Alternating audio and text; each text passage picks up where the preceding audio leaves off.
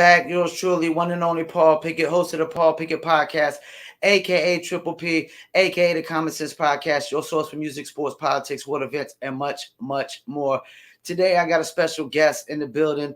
I guess you could probably say he's like the Diamond D of Fayetteville, North Carolina. Good friend. Produced probably more than half of my music through my lifetime. Known as Ford. What's good, Ford? My man. How you living, man? I'm doing good. I'm doing good. Thank you for coming. Good, man. Blessed, man. Blessed to be here, man. Let's get started with early Ford days. What got you into hip hop in the first place? Whew. Being an army brat, living overseas and coming over here, I was already a fan of music, from Luther to Phil Collins to the Police, just a wild range of just different sounds. So I was already seeing sounds as a kid, and I just didn't know it. And just living in that culture of the 80s, Yeah. break dancing and all that shit. And yeah, man. Did you start out rapping before you made beats? Yeah, I did. Well, I was dancing first. You were dancing I was first? breaking first. Okay. And I would rap too, but I would like mimic the songs and stuff that I like. But yeah, I probably would say I danced first. That was the first element that I tapped into. Why'd you never really feel like get into rapping as much as beat making? It didn't come to me yet. I was submerged in the culture already by Okay. then, but uh, in the 80s, just figuring out what hip hop was and just knowing that it was for me. I was just trying all the elements that it provides or that it had, and started with dance and breaking and stuff, and then my favorite songs, I recite them and sing them and stuff like that, and then probably about fourth or fifth grade, I started trying to write my own stuff, Okay. and the beats and the sounds was still already paramount to me, but I don't know. It just didn't come to me right away, even though it was already in me. It didn't come right away. So I just started with dance, started with rhyming, then eventually I started DJing. The older I got in high school and middle school, and that's when I really started seeing sounds with my ears, and I just fell in love with the creative process of uh, manipulating sound. How old were you when you first started making beats? About 11 years old. 11 years old? Yeah, Okay. And was this hip hop beats or just beats in general? it was hip hop. And what were you using back then? ASR 10, MPC 3000, 2500, the other Insonic keyboard, I forgot what it was called. The Boss, Dr. Rhythm.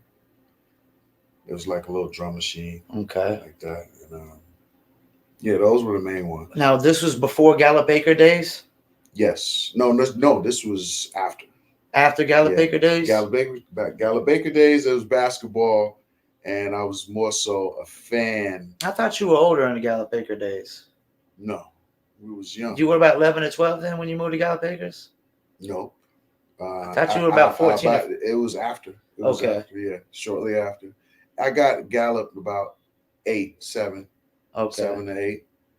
And then, yeah, about 10, my mother moved across town, not too far from the old neighborhood where I was going to Chapel. Okay. And that's when everything started, when I went to Chapel. Did you have any cats ever like take you under their wing or mentor you or just kind of help broaden your horizons of making music? Yeah, the Character Assassins. That was a major group in Fayetteville, and who from there like helped you out mainly with that group? Rick Marvel. Rick Marvel. He's actually overseas now, if I'm not mistaken, right? I think he's in Berlin right now. Yes, yeah, I seen that on Facebook. Another good friend of mine, Zester Hair. He was in the rap group. Zester Hair, shout out to Zester. Yeah, Z Hair. DJ Izzy Nice. Izzy Nice, shout out to Izzy Nice. Back then he was Big Mike, and you had a couple of older guys that was just pouring into us and keeping us out of trouble, putting us on on shows. This was when you ain't have to pay for a show. If you was nice, they was gonna have you open. Yeah. Yeah, we ain't have to pay to perform or none of that stuff. Psych, Top and Wave, DJ Tony Tone, people like that. Just being around those people, and they didn't really necessarily like show me how to do it. Like I feel like in my mind when I remember, if I asked them to show me something, they would kind of nudge me off as just being a little kid, just being around. Yeah. So I would just watch, and then I would start writing down each step that they did in my mind that they did, and then I'll come back to the board later and apply what I wrote down. Now, Rick Marvel, did he produce a lot of that? He was the producer, right? Yeah, and he rapped too. And he rapped? Mm-hmm. Now, was this around the time when Character Assassins was in the Source magazine? Yep. And that was literally the first group in the Source magazine from the Ville, wasn't it? Yes. And what was it, Unsigned Hype? Yes, Unsigned Hype. Yep. And you don't even remember what year that was? I want to say late '96. This was when the cover had Dre on the cover. And he was leaving Death Row. It was a white cover, and it was an electric chair. And Dre was leaving Death Row. It was that issue. I'm gonna talk about Cat. I know you always big on Lord Professor. That's my guy. Man. Is he like probably one of the biggest influences in your production? He's one main one. Who would those other main ones probably be? Him, DJ Premier. DJ Premier. Shout out to DJ Premier. Man, it's a bunch, but them two are like Hall of Fame guys to me. Stayed the same, never changed, and stuck to their guns. Who was the first artist that you like produced for that was non-local? Somebody that was probably a significant name in hip hop. My first intro in the game was R.I.P. PH, Pumpkinhead, man. Pumpkinhead. Oh, I didn't know that. I did not know that. Yeah, Ruckus Records. He gave me a shot. That was like my first intro in the business, and then after that, it was on. Is that one round when Ruckus had like 50 artists on the label? I ain't gonna say 50, but they had a bunch of artists. A little bit before that, before they started, before like a little bit before Mos Def and Talib Kweli. No, a little after that, around that time. And how did Pumpkinhead die? I don't remember. I'm not sure, man. I'm not sure how PH passed. Good dude though, real good dude, real cool, real funny. Anywhere I seen him, he showed me love. If I'm in New York, I bump into him at awkward places. Like I think the last I seen him in the flesh was Scribble Jam in Cincinnati. Okay. Yeah, and it was a mic battle. He was hosting, and I was talking shit. Like he let me in it, and I'll go crazy. He fucked around and let me in it and shit. And I think I went to the third round, and then I lost to a crowd favorite. And they thought I was kicking written rhymes and shit, but I wasn't. Okay, so it was a freestyle battle, it wasn't a beat battle. Yeah, it was a freestyle battle. Yeah, it was a mic battle. Yeah. Have you actually done beat battles? Yeah. I've done beat battles before. It's long behind me now, but is that still a thing nowadays? Hell yeah. It is beat battles. Cats get busy. Shit, you seen the last beat battle with Knots and Bink? Oh, I haven't seen that, but I remember a beat battle back in Fayetteville back in the days with that dude Incredible. Yeah, R.I.P. Incredible. Is he? Oh, he's died. I didn't know that. Transition, years ago. ago. Man, yeah, and he actually, whoever he was battling, like, I don't remember who it was, but hearing his beats, I was just like, they don't stand a chance. Just the drums he had going with his stuff. Yeah, Youngblood was nice. He was nice. He had that sauce, man. Yeah. So what's some of the other cats you produced for, besides like Pumpkinhead? Man, I work with a lot of people, man, and I hate throwing names and stuff because I'm like a traveling beat traveling man, But, well, let's talk about. Okay, I got one. You did a lot of production for the Rockness Monster album? Yes, I did his first solo album, Rockness AP. So that's Rockness After Price. Rockness After Price, and would you say you produced the majority of the album? I did. Yeah, I would say that. And definitely some of the most significant tracks, if I'm not mistaken, like the one about Sean Price, rest in peace. Yeah. What was that process like? It was cool, man.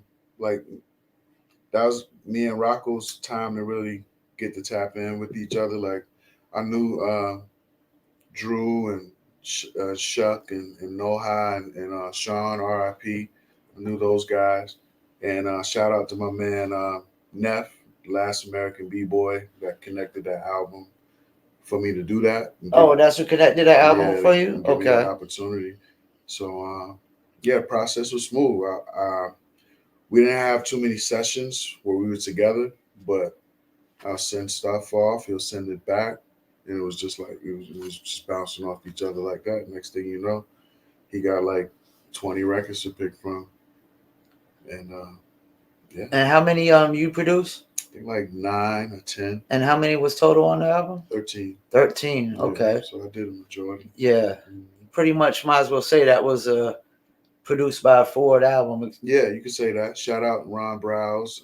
Ron Browse, shout out to him. Pascal and somebody else. I'm sorry if I forgot you, but I think it was one or two more other guys, but it was just us four pretty much. So what's the goals going further moving forward in life? Last year I created my own label, GLA, Good Look Arts. Okay. And I just want to kind of create an ecosystem where I can work with artists and we can work together and do projects together. And it's not just for musical projects. It could be for intellectual property ideas, just art in general. And I started that last year. I released 3 albums and a single last year. This year, I'm going to go overdrive, show my face more, try to help as many people as I can, stay left, stay free, make more money, and have fun, man. That's it, man. Be a better dad, better producer, and, bring some bridges to the Ville. You got to get out of here sometimes to go make some shit happen, man. You got to go to know. So the world ain't big enough.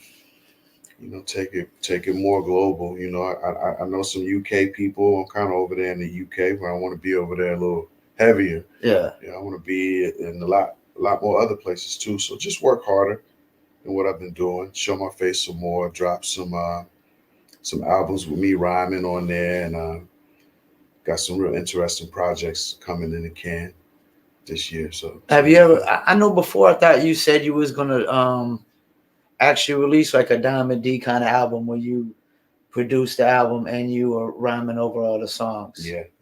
Is that still in the works? Yes. I'm definitely gonna do a couple of those this year, along with some instrumental albums. Yeah, because I've always said like you were like the best of both worlds. Yeah.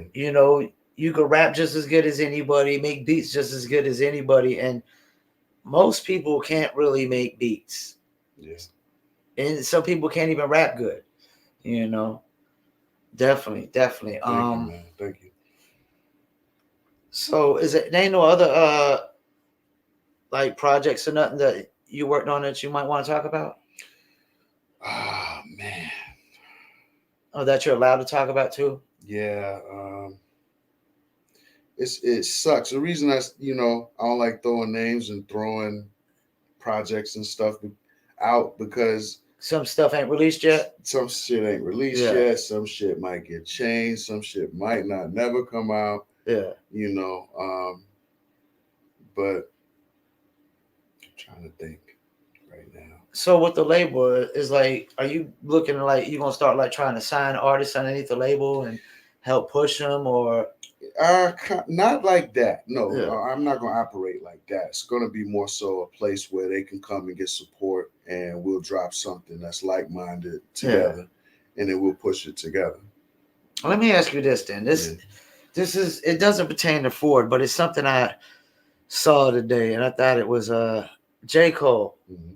He went on Google or YouTube and searched for J. Cole type beats. Yeah.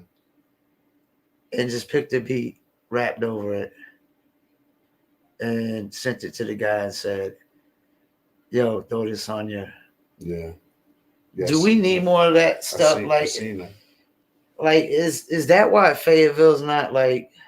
Let's talk about Fayetteville hip hop for a Okay. second. What do you think's holding us back as a whole collective? I mean, some people individually they move, they operate, they do things, but as a collective, as a whole, what do you think it is? If you could just pinpoint one thing, if there is just one thing. Mm. Tapping in, really tapping in and finding your purpose. You know, a lot of people want to do what we do for the wrong reasons. You know, What do you mean by that? they want love, they want acceptance, they want to be cool, Okay. not realizing that they already cool. You know, Okay. and you know, I don't know. And it seems a lot more of that going on in the music business nowadays. Like Yeah, it's the cool thing to do. and it's not for everybody, and it is a cool thing to do, but It is. It it's a is. lot of cool things to do within it. We had a video shoot with a record I produced for my man Shame, Senyaka, and Luke. And Luke signed to Dreamville. Lou, yeah, yeah, yeah, Yeah, yeah, yeah. and we shot that video. I brought my son with me. My son is 16, but I want him to see other elements of the business, like the videographer, the photographer, the person that's handling the grips and stylists and different people that's in the culture, that's working, Yeah. getting paid good, and doing stuff, contributing. You know, Yeah, that to is not just the it's not like just the the MC. rapper. Yeah, everybody Yeah, like the rapper does the music, like he does everything, and he really yeah. doesn't do nothing but rap, And not really. just the producer. Yeah. So many elements, and I think And those are the most important elements, I would say. Like, because there's two parts to the music business: making music and breaking music. And you know, once you get past making music, that breaking music part is even so much harder. right, It's even so much harder. yeah, man, and the Ville, You think there's you, not enough support? Like Atlanta, Atlanta's like, I think that's why Atlanta took over. yeah, New York got to a point where everybody was beefing with each other, not supporting. I guess they try to blame it on 50 Cent, but you can't blame it on one person like that. People, choose to do what they do, react how they react. And Atlanta just has this support system in place that I've never really seen in favor. You've seen tidbits of it, yes, it's in pockets, man. Yeah, like here and there you'll see a little bit, but as a whole collective, it's Yeah, like it's not there. you just gotta figure out what you want to do, really what you want to do as a person, and you can't stay here and just think people gonna come here looking for you. You gotta go and tap into your market wherever it's at, L.A., New York, ATL. Um, you got to tap in and leave and come back. You know, if you want to, stay here or whatever, but you got to go. You got to go to know. And I think artists with the internet, it's no excuse now. You know, Thank you. you can do whatever you want and make a plan and yeah, you can kind of write your own narrative. It might take some time, but you can do it. Do you So think there's also too much of the like why hasn't J. Cole put somebody on the Fayetteville mentality, or like he should put somebody on the which I totally disagree with. yeah, I think he did it the right way by putting on Luke because he's a Charlotte artist, and I feel like Charlotte should be the hub for all Carolina music, not yeah, Fayetteville. We're only the fourth largest city. I mean, we might be the most talented, as we think. We probably think we're the most talented, but that still don't yeah. matter. We're not the biggest. No, man. I mean, the fact is, man, he worked hard to create his own brand, His own brand. and he's picking who he wants to pick. And it's not one person that came out of Compton or one person Yeah. came out of Queens or Brooklyn. Yeah. So keep working, so you can add on to the legacy that he's doing. That's how I look at it. You know, I kind of block out that why he ain't put put this person on or put that person on. I don't really entertain that stuff, man, because the guy's gonna move how he's gonna move, and what that got to do with you? But like we've had J. Cole, now we got Murray, a lot of people know who Murray is now too. Mhm. I mean, like you said, there really shouldn't be no excuses, right? Shouldn't people just be trying to Trying to work, man. sit back, like you said, when you was like the little kid in the room, and he's like, "Nah, we don't want to, talk to you, give you no pointers," and you were just soaking up the info. Isn't people not soaking up this info? Like they're not seeing the formula, and they're not. Yeah, I don't know what they're doing, but if you're trying to do what we doing, you better do something. You ain't getting no younger. You gotta get busy out here, man, and you can't wait for nobody to throw you no damn life raft. Create your own boat, make your own boat. What's the future of hip hop look like? I think it looks great. It's getting bigger. If it's not worldwide by now, and still young. It's still young. Yeah. It's like one of the youngest genres still, right? Yeah. So We still don't know like what this can be. I'm excited because it creates so much opportunities for people to live out their dreams and be creative and tie music and business and sports, and it's amazing. I love it. God bless Cool Herc, man. I love it. You heard what Charlamagne said about comparison of Kodak Black to Kendrick Lamar?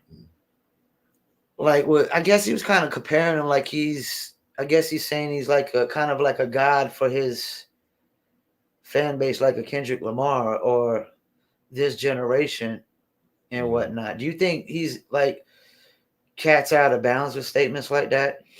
No, because this is the kids' era. You know what I'm saying? It's a lot of kids that identify with Kodak, just like they did Kendrick, and just like we did our favorites and our guys. So, no. God would be extreme, but you remember how folks was looking at Tupac, how they felt about Tupac. Yeah. You know what I'm saying? So I'm sure people feel that same way about Kodak, and he's worked hard to get himself in that position. So no, I don't think it's out of bounds. Yeah, like at first with Kodak, I wasn't on board, but as a music industry guy, I start to really see the genius in some of these cats, whether I don't like their music or not. Even like a cat like NBA Youngboy.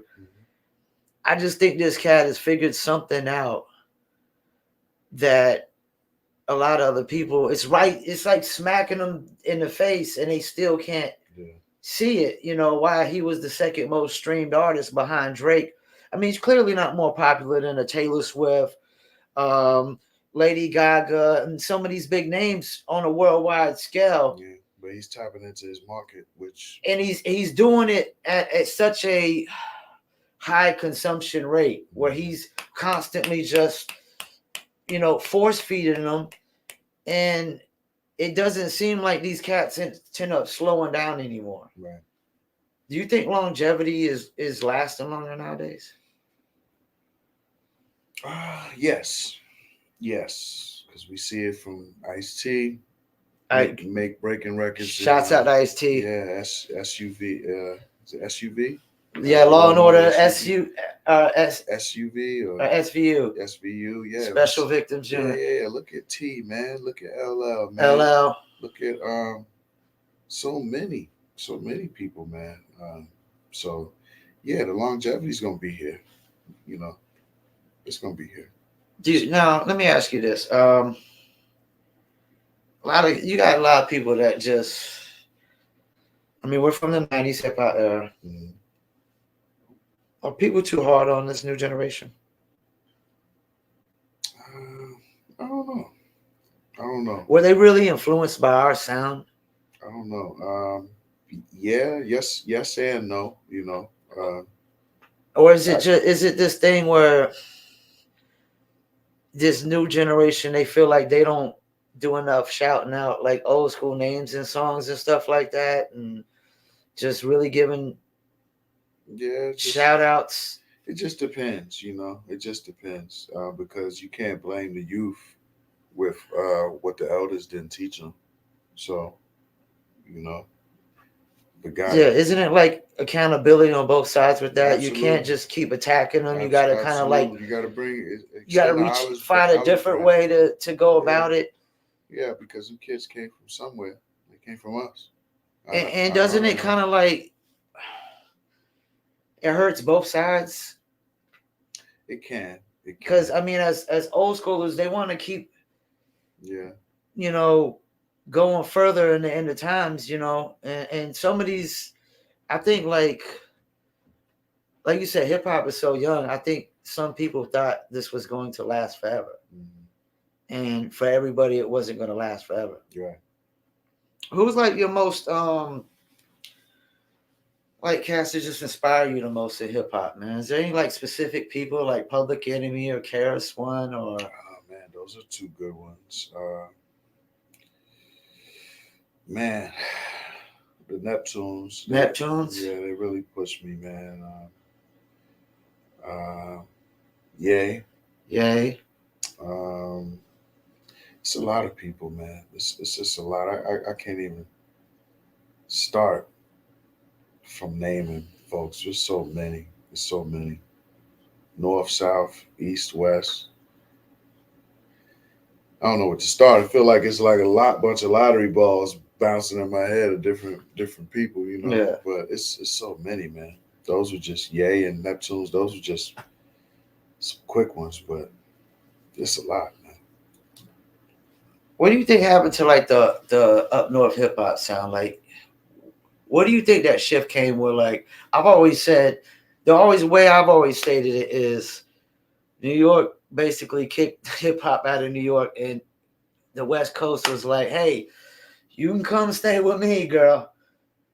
In California, just you had the dilated peoples of the worlds come out and all the Far Eyes, whoever, whatever names, you know. What do you think that shift came from? Like New York literally invented hip hop, and then all of a sudden, I would go to New York and they're making music like us down south. Just the culture just traveled, man. It just grew and traveled. You know, you got old enough to be able to start traveling, or you travel with your parents, or Yeah, you when you had to travel. That's what happened. And New York is such a transit city. It's a lot of North Carolinians you're right. We're in like New York. cousins. Yeah, Yeah, yeah, we're like yeah. cousins in New So York. everything is moving. So after New York, it bubbled over, went to LA, went to Yeah. Texas, went to us, went to Mississippi. Shit's everywhere. You know what I'm saying? So I just think it just traveled and just kept growing and stuff. And New York had to go through a redevelopment stage, like a team. You know, like a Yeah. team had to gut their old team out and Rebuild. They rebuild went and through a rebuild. redefine they sound and stuff. Is because there's so many ingredients now. There's so many different flavors and stuff and different restaurants with food. Yeah. And that's a good example to use, especially for New York. You go up to New York, there's so much shit to choose from to eat. So you got to figure out what you're gonna do. But um, that's just New York City and the Yeah. five boroughs. You're not talking about like the whole state. Some people never strayed like Yeah. 38. The guys up north, upstate New York, Yeah. Buffalo. They You talking never. about 38 special with it? Yeah, Yeah, yeah, yeah, yeah, yeah, yeah. yeah, yeah. Trust Gang Yeah, yeah, and yeah. those guys, Griselda. Yeah, I love them. They Love them never cats. strayed from that That sound. that Yeah, sound. that sound. Yeah. But what made it fresh was they made it a Rochester sound out of it. They made a Buffalo sound out of it. I'm glad you brought them up. And there it is.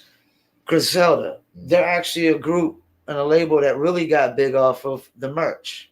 Yeah, they did. Do you think more artists need to take that approach of put the merch as your main thing and let that sell your music? To be honest, that was beautiful work of art to see Wes orchestrate that whole And thing. they had And these exclusive shirts that yeah, once they sold because out, that was it. through music, he pretty much pitched his clothing line, Yeah. not merch. His Well, your line. clothing line, Yeah, yeah. yeah, yeah. But I mean, merch is the word Yeah, that yeah, yeah, artists yeah. use. But he looked at it as a clothing Yeah, line, yeah. and he really went hard with the art on the shirts. That the music became like the soundtrack and addition to everything It else. was It was like just one like hand a washed the other. yeah, Yeah. yeah, yeah, And I think a lot of artists they should take more of that approach. They just all caught up on, whatever I makes a hit. Mhm. But you're selling nowadays. We're not really just selling music no more nowadays. Selling us. So Yeah, you're selling pieces of everything, us. a Yeah. total package. In the '90s, you probably would say we were selling more just music, right? Yeah, because it wasn't bust down. The ideas weren't here yet. Yeah. These different opportunities weren't here yet. And So what do you think about, like, okay, think about back then, like distribution had the greatest value in the world. You got distribution and you had a street team and enough posters to put in mom and pop joints in a good album, you were typically good to go. yeah, Nowadays, distribution has really no value because 100,000 songs are being distributed. But I mean, there's so much more independent artists nowadays. yeah. Is it, you think it's better or worse? Uh, Better as in what? Like, Being indie or being yeah, indie, signed? because like a lot of people always complain about label contracts, um, label, like the freedom to just put out what you want to put out, the control, freedom of control and Yeah. whatnot. Because we know when labels get involved, they always want to put their input with your music, and some people just want to make music, man. Right. Right. Do you think nowadays gives people a chance to just make music Absolutely. Hell yeah. There's and with less control and less oversight and so many options out here to put your music out. Yeah. If you don't want to sign a label, or if you do want to sign a label, just know inspect what you expect. And it's no excuse not to not know what you're getting into at this point. You know. So yes, a lot of different routes. Indie is a great route too. It's not easy, it's not easy, you're but right. the other side ain't easy either. No, it's Because not easy either. you Yeah, still got to work. You you got to still got to work. work. Yeah, Either way, you still got to work. because they're gonna give you an advance, and you still got to work unless you already got millions of fans when they sign you. Hmm. You know, Yeah, so still and got that's to the work. thing. Like in the '90s, they literally signed people off of talent. You could Yeah, literally or just potential. or potential talent. You could spit 16 bars and get signed like that. Yeah, And nowadays it's like they always want to sign an established brand for the most part, unless you're a cat like J. Cole. But of course J. Cole had a good manager yeah. who had good relationships, signed with Jay-Z, Then when you sign to somebody, and you then spending money. You want yeah, to make sure you and then get you your still got, investment that's back. the thing, they You got a still gotta business. put Cole out and see what this could be, and now we see what it could be. Is there any cats that you haven't worked with that you want to work with one day? Like, who's somebody you just want to work with so bad, or Uh, just really want to work with one day? Man, I know I want to be on. I know I want to make a Cole album for sure. You want to just like a beat Like, on there? yeah, I definitely want to do a record that makes an album up there. Nas. And he's actually allowing people to produce more records nowadays, right? I'm not sure. I'm not sure I how that think I heard process that works. he's actually going out, because Cole's always typically produced his own records, Hmm. and I've heard he's actually going out, because and that's why I think he also did that record where he just went and found a beat and Yeah. rapped over it, which I think is still one of the most, because he just sent the song to the guy and said, "Throw this on your page," Hmm. and for this guy, his page has got to be going Yeah. nuts. Yeah, it should be now. Exclusive Cole record nobody had, Hmm. Hmm. and that could definitely Yes, it can. help some careers out, Hmm. and that's the thing. you know like, do you think like the producer themselves, like when like you produce these records, you got to kind of make sure you do what you do need to do with the record, so people know like I was involved, because you can't always, when you do features with artists, like I'm not gonna say no names, Hmm. but I paid artists for features, and they don't really get behind the record or nothing at all. They won't even, like, if you tag them in a Facebook, they won't even like the post or Yeah. comment or nothing. I just think it's so whack. And you paid for that feature? Yeah, Yeah, that's how it go. I mean, sometimes and we know paid features not every, like, that's the breaks. everybody doesn't really always. They're not always into the record and whatnot. And they just treat it as business as such. But can't take that personal. You know, just push the record. You know, and use them. Yeah, just do what you can with it. So Absolutely, on your side absolutely, and whatnot. absolutely. That's it. That's all you can do. And that's that goes to show you like you don't really need a feature like that. Some people just be thirst Yeah. just to have attention to their record, but if it don't make sense, I wouldn't do it. You know what I'm saying? I wouldn't get no feature on that. Well, Even at the end of the day, you as an artist still gotta really stand on your own two you feet, even with the absolutely, you features. absolutely do. And you coming from the ground floor, to me, you kind of Yeah. in a better place to really rock somebody, like still off Yeah, and I and knock promoted plenty of somebody these out. features with names like NLE Choppers features and whoever features, and the artist doesn't always get what they want out of it because they think Spotify is just going to open up the Rap Caviar playlist, Yeah, and they're really going to open up. If they do open up some playlists, which they typically will, if you got a real big major feature, but they're not going to throw you on the playlist that they would normally throw that major artist yeah. on. Those guys got a job to do, and if you fire, you'll make that. You'll make caviar. They'll come to you. Yeah. Who's some other cats you want to work with besides J. Cole? I mentioned Nas. Nas, okay. Yay. Sometimes. Okay, let me ask you. Okay, you just said his name twice, Yeah, man. yeah, yeah. I fuck with artists. Yeah. Being a podcaster, man, I don't do just music. I do politics, world events, sports, whatever, Yeah. and everything is politicized. I'm a little nervous the way they're going after Ye. This is why I'm nervous. If they can censor all his endorsements, does it stop with the music? I don't know. They could try. They could try to do whatever they want, but it's in the streets already. You know, even the context of the question that you asked me is that's already out there. So it's not really it's not really stopping them. You know what I'm saying? Yeah. Like he's still going to You spread. think? Like I guess what I'm trying to get at, you think this censorship thing is ever gonna leak over into the music? Because a cat like Luke, a cat like Luke, fought for us. Really fought for us. Yeah. No, I mean no, because. And shout out to Luther Campbell. Yeah, shout out Luther Campbell for real. No, because by that point you just cherry picking. Yeah. I mean, Ye is minute to what's going on out here in the world. Yeah, so, there's so much other things. Right, yeah. So, nah, I just think they just, the media is just able to create income and shit off of him. But do you think people will attempt it though?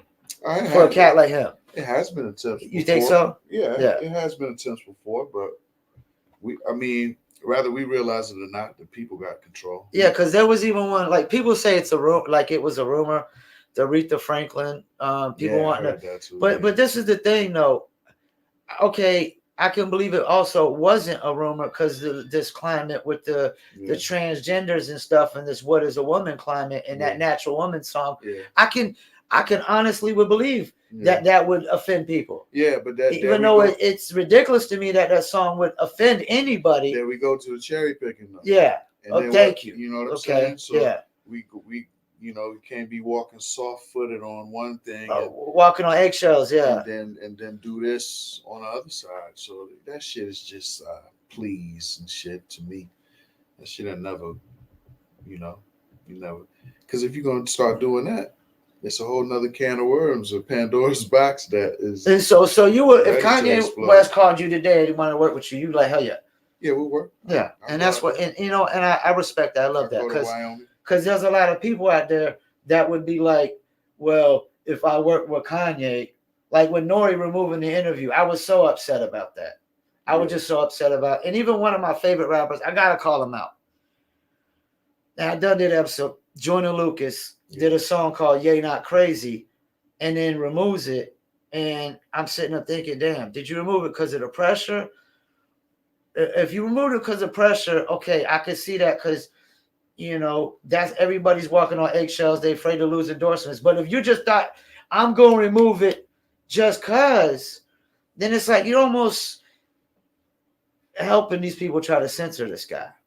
Yeah, or he just playing the business game, don't want to lose no sales or And that's what streams, I'm or thinking. maybe he noticed a difference in something. Who Well, knows? he lost me before that, Yeah, so excuse me, you never really know. You never really know. And I fuck with Jordan Lucas too. yeah, He's cold. I'll work with him too. But yeah, you just don't know, man. Might have been a business move. that'd probably be a nice combo too. Herb Yeah, Ford and Jordan Lucas. yeah, might have been a business move for Jordan. So you just never know nowadays, man. Never know. Yeah, I just hope this censorship doesn't leak into music because of what Luke had to fight for. And it's like once you start tracking music, I think everything's open game. Yeah, It's open season for everything, you know. yeah. We'll see, man. I don't think so, but I don't know. For most people don't know, what would you like say your production style is? Oh man, loose, left field, fun, aggressive, assertive, um, and a bastard. I would throw in versatile too. Yeah, that's what I mean by a bastard. Just ain't Like it's no hard to like father. you can't, when you listen to Premiere, you Yeah, typically know, oh, that's a Premiere beat. And I prefer producers that are typically versatile yeah. because they could just give you so many. And not that Premiere is not versatile. He could give you a lot of different moods and stuff. But he's more signature. Yeah, you got that He's a signature, and super you signature you hear a sound. Ford beat, you can't necessarily go, oh, that's Ford. Yeah, You yeah, can't. You remind me of Pete Rock. yeah. Yeah, I think of you like a Pete Rock, Salute Pete. Salute Pete. or even a Diamond D, because I don't think but Diamond D's a signature producer. Yeah, But I kind of. always looked at you as a Diamond D because Dilla was that for me too. Dilla. Yeah, Okay. Dilla was a guy that you couldn't never put your finger on, and you could tell it was him, but you couldn't tell it was him sometimes. He seemed to have one of I. It's probably shameful for me to say this. I was never really a big Little Brother and Dilla like fanatic, Yeah, but they had one of the biggest impacts. I realized, yeah. From Slum V to Knife and Pooh and Tay, and to this day, there's just and so many. they did for Carolina on out. Yeah, Didn't he? If I'm not mistaken, did he invent like the lo-fi sound or whatever? Dilla. Yeah. Well, that sound was already bubbling from Q-Tip. Okay. You know what I'm Yeah. saying? That's just using jazz. Okay, so that's what I've always wondered what they classify as the lo-fi sound. Yeah. Those type of vibes. You know what I'm saying? Yeah. And that's another group that was. I was not the biggest fanatic of them, but their impact was bigger than I realized. Q-Tip, Dilla, Ali, Shaheed Muhammad. You know, earlier guys like Sean J. Period. Okay. And kind of creating that smooth but aggressive hard bop, hard big drums kind of, but still smooth and kind of neo soulish before neo soul started becoming neo soul. Like that's where that shit came from to me. If you could name 3 cats you think just had the biggest impact on hip hop, who would they be? Thinking one's got to be Pac, right? Yeah, ain't come to mind, but yeah, Pac is definitely one. Um, uh, just for me, again, Ye is one of them. Yeah, he's had a big impact on hip hop, a huge impact on hip hop. I'm a fashion on the culture period, just the culture. I'm a culture, fashion, music guy. So and he came up so fast, like success wise and business wise. Yeah, Pac, Ye, Jay, there's so many, man. There's so many. Public Enemy. Yeah, I mean, they had a super big impact around that time, right? Absolutely. And then you got your lost heroes like style heroes. Let me throw one on. Let me throw one in you though. Let me throw one on left field. Yeah. I always felt like Criss Cross had a big impact on hip hop because you talk about fashion and everything. Like they literally changed the game of how everybody in the world was dressing. Jermaine and them, they was on some shit. Yeah, like I remember as a kid, like going to high school, and I'm pretty sure, I don't know if you did this, but all the boys at Douglas Byrd, I think we was at junior high then, 7th grade, they come out with the jump joint with the pants on backwards, and we all tried it for about a day or two until we had to go to the bathroom Yeah. and try to piss, and Yeah, I never tried. it didn't work. Of course, I think you were probably in elementary then. You might have been a little bit younger. Yeah, I was coming behind y'all, but yeah, I never Yeah, tried. it was like everybody in school literally, because we was wearing fit jeans before that, Yeah. and then crisscross came out and it was baggied up, Well, I think we was wearing baggies before. not super heavy like that. Yeah, I was.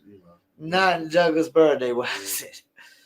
And it was like everybody was baggy jeans, pants I backwards, remember that era. and then it didn't last but 2 days, and then they just turned it back around, and then it went to skinny jeans, and now I would say it's probably back to fit jeans again now, ain't it?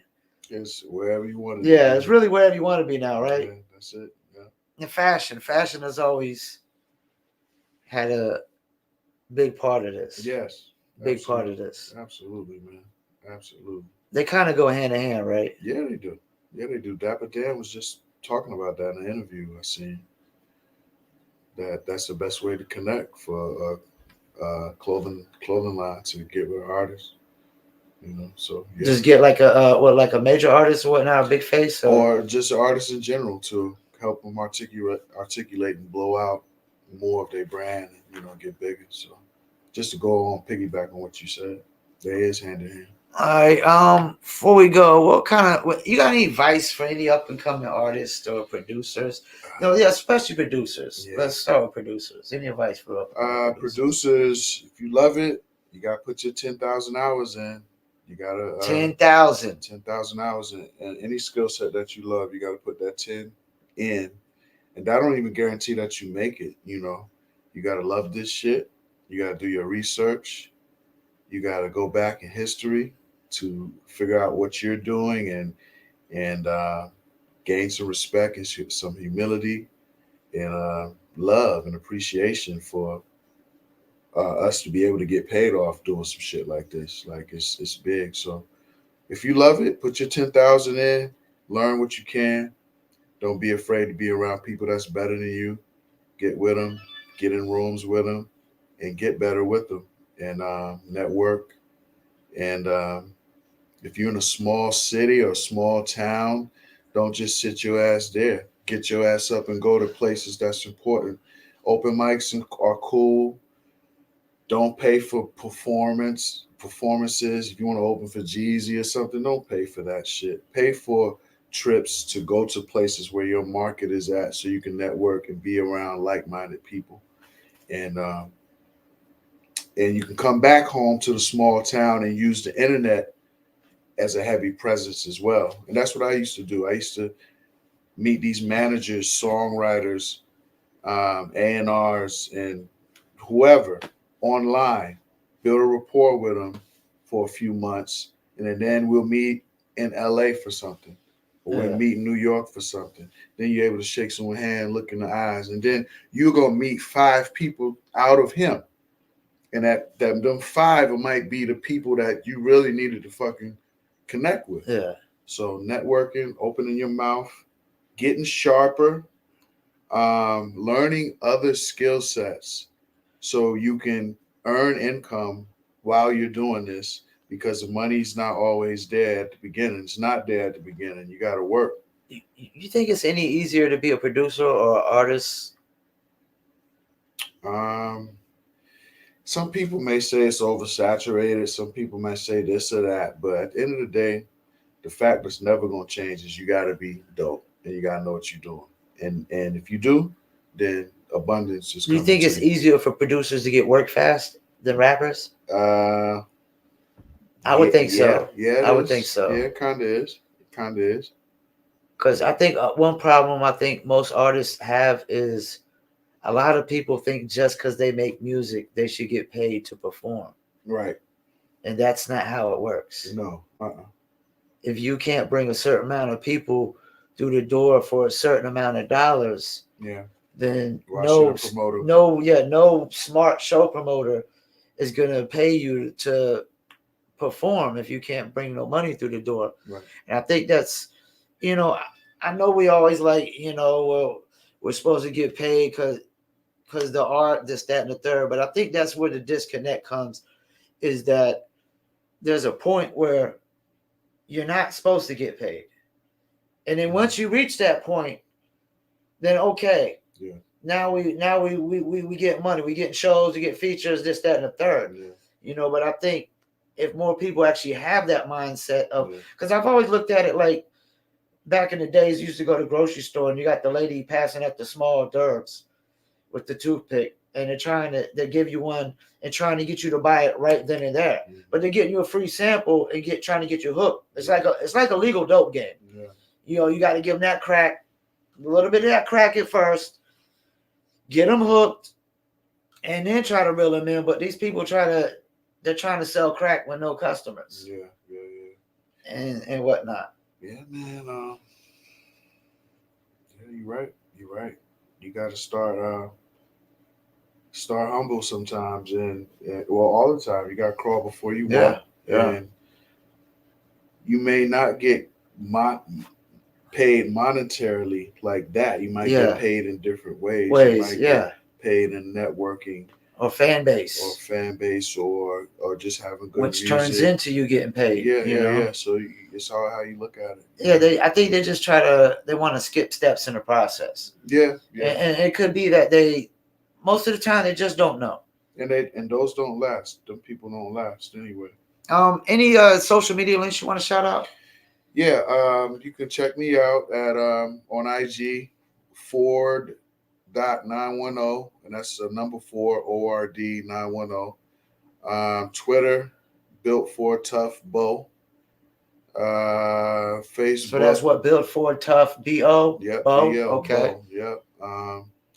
And Tough, how do you spell Tough in that? TUFF? Yeah, TUFF. So that's Built for Tough with TUFF and Bo at the end. And Bo at the end. Irvin Ford on Facebook. Irvin Ford on Facebook? It's 2 Irvin Fords, though. One's my dad, and then that's Junior, and then it's me. But mine's is the orange logo, and they'll say Built for Tough on there. And on Spotify, it's 4 ORD, right? Yes. Ford ORD. Do they got to search for you? They can't just put in the backslash of that? You don't have like a like a regular channel link that would be like Spotify.com/J Cole or something like that. Yeah. I can get you that. Okay, well, and I'll throw it in the description and whatnot. You know what I'm saying? Yeah, I get you that. Definitely got that. Yeah. But yeah, so Spotify. Ford on Spotify. And what do you got on Spotify? Like the beats? I got my instrumental albums. Yeah, they got Pull Up Shooters Volume 1, Super Duty Tough Work, and Don't Be Surprised When the Bill Comes. All instrumental albums. And I got a single called Dialed up there. Okay. Yeah, and I'm rhyming on now, that. what if somebody wants to actually get some beats from you? Hit me on the IG. Hit me on Twitter. Hit on IG, Twitter. YouTube. Anywhere. Especially those social media handles. But yeah, hit me up there. You do what, exclusive and leases? We do it all. Just hit me, baby. We talk about it and we get you rolling, man. Get you fresh, dressed, and ready to go. And I could vouch. I mean, I think I'm like the white Dr. Dre when it comes to picking beats. Right. I've always picked some of the best beats that you made because but you've always made nothing but bangers, and you always got like a variety. I mean, if you want a club joint. You want a down south joint. You got trap beats. You want some golden age hip hop sounding with them nice drum kicks that just hit super hard that I like Sound the Alarm, Paul Masson. I mean, yeah.